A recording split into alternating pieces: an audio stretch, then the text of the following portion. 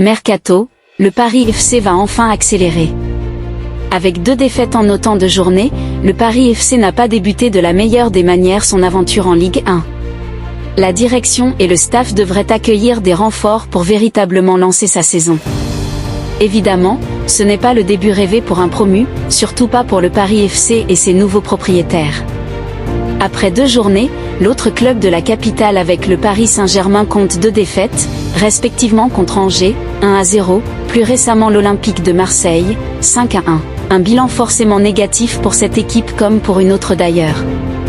Depuis le coup d'envoi de l'exercice 2025 à 2026, le manque d'expérience et la profondeur de banc ont sauté aux yeux de tous. En clair, avec cet effectif-là, malgré plusieurs renforts déjà recrutés, le PFC a de maigres chances de valider son opération maintien à l'issue de la saison. Stéphane Gilly, le technicien du club, était catégorique à ce sujet.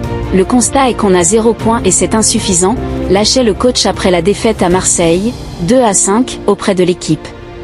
Le bilan est négatif. On le sait et les nouveaux propriétaires à la surface financière étendue l'ont répété à de maintes reprises, les dirigeants ne jetteront pas l'argent par les fenêtres lors de ce mercato.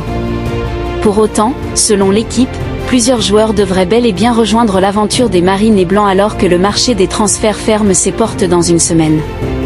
Il y a 3-4 recrutements à faire cette semaine, on est dessus depuis déjà plusieurs jours, ça va transformer la structure et la physionomie de l'équipe, a d'ailleurs prévenu Pierre Ferracci, le président du Paris FC. Quelles sont les cibles ?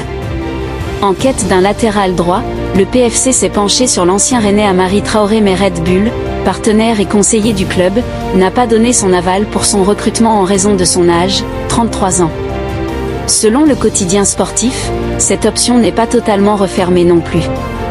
L'autre club de la capitale vise surtout des cibles plus jeunes comme Arthur, défenseur du Bayer Leverkusen. Parmi les autres pistes, on peut citer Pierre Lesmelou. Sur le départ depuis janvier 2024, le milieu de terrain ne serait pas contre un transfert. Toujours selon l'équipe, les discussions ont repris entre les deux bords. Amadou Edara, Leipzig, est également surveillé de près.